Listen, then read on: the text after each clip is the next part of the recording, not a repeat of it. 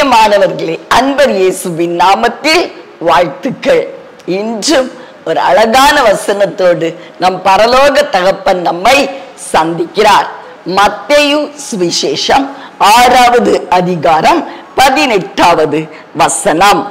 அப்பொழுது அந்தரங்கத்தில் பார்க்கிற உன் பிதா உனக்கு வெளியரங்கமாய் பலன் அளிப்பார். அவ்வளவுதான். அந்தரங்கத்தில் பார்க்கிறவர், அந்தரங்கமான நம்முடைய அறைகளில் நம்மை பார்க்கிறவர். அவருக்கு தெரியாம ஒரு போன் கால் நீங்க பண்றீங்களா அப்படின்னு நினைக்கிறீங்களா? அவருடைய கண்களுக்கு மறைவானது ஒன்றும் இல்லை. அந்தரங்கத்தில் நம்மை பார்க்கிறவர். இன்னொரு மீனிங், கருத்து என்னன்னா, அந்தரங்கத்தை பார்க்கிறவர். நம்முடைய அந்தரங்கமான இருதயத்தின் அறைகளை கண்காணிக்கிறவர். அவருடைய கண்கள் உற்று நோக்கி பார்க்கிறது. பிரியமானவர்களை, சில காரியங்கள் நம்ம செய்யறது உலகத்துக்கு புரியாதுங்க. உலகத்துக்கு புரியாது.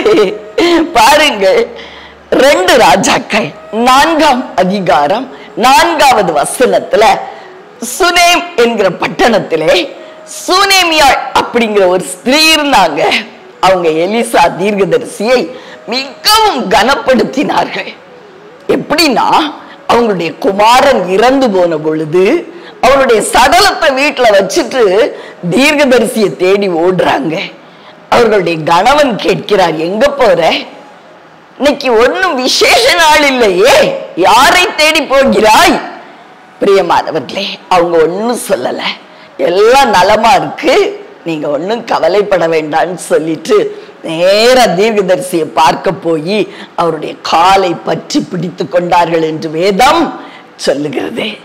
பிரியமானவர்களே, அந்த தீர்க்கதரிசியின் மேல் இருந்த அந்த அபிஷேகத்தை அந்த அம்மா கனப்படுத்தினார்கள். பரலோக தகப்பனுக்கு கொடுக்க வேண்டிய அந்த கனம் அவருடைய பிரதிநிதியா இந்த உலகத்துல நின்று கொண்டிருந்த அந்த எலிசாவின் மேல் அவங்க காண்பித்தார்கள். தேவனுக்கு பயப்படுகிற அந்த பயமும் கனமும் அந்த தீர்க்கதரிசியின் மேல அவர்கள் காண்பித்தார்கள். பிரியமானவர்களே, உலகம் என்ன சொல்லும்? ஹஸ்பண்ட் சொன்னா என்ன? ஹஸ்பண்ட் தான் சொல்லணும் முதலாவது, இல்லையா?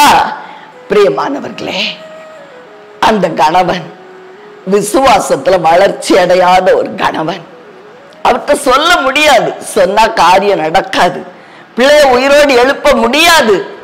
ஆதலால் சுனேமியாள் அந்த விஷயத்தை தன் கணவனிடத்துல கூட மறைத்து விட்டார்கள். இது உலகத்தின் பார்வைக்கு, பரிசேயர் சதுசேயர் போன்ற ஆட்களுடைய கண்களுக்கு அது தவறாய் தோன்றும். ஆனா உங்க அந்தரங்கத்தை பார்க்கிற தெய்வம் அருள்நாதர் இயேசு உங்களுடைய இதயத்தின் துடிப்பை அறிவார். என் மக தன்னுடைய விசுவாசத்தை என்னிடத்தில் மட்டும் காண்பிக்க விரும்புகிறாள். என் மகே தன்னுடைய அந்தரங்கமான இருதயத்தின் அறையில் இருக்கிற அந்த விசுவாசத்தை தேவனாகிய என்னிடத்தில் மட்டும் காண்பிக்க விரும்புகிறான் அப்படின்னு சொல்லி அவர் அறிந்திருக்கிறார். பிரியமானவர்களே, ஆதலால் இதை போல அநேக இன்சிடென்ட்ஸ், இது ஒரு எடுத்துக்காட்டுக்கு சொன்னேன். உலகம் உங்களை புரிந்து கொள்ளாமல் இருக்கலாம். அந்தரங்கத்தை பார்க்கிற உங்கள் பிதா உங்களை அறிந்திருக்கிறார். உங்களுடைய விசுவாசத்தை அறிந்திருக்கிறார்.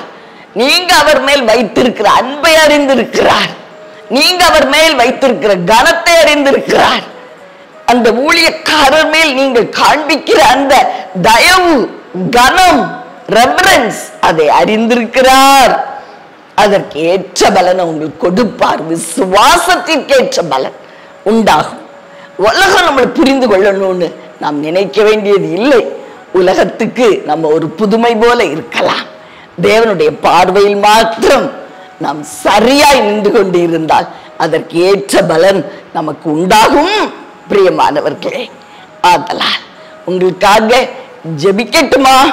அன்பின் பரலோக தகப்பனே, அருமையான நல்ல ரட்சகா, ஆவியானவரே, அன்பான தெய்வம், உலகம் ஒருவேளை எங்களை புரிந்து கொள்ளாமல் இருக்கலாம்.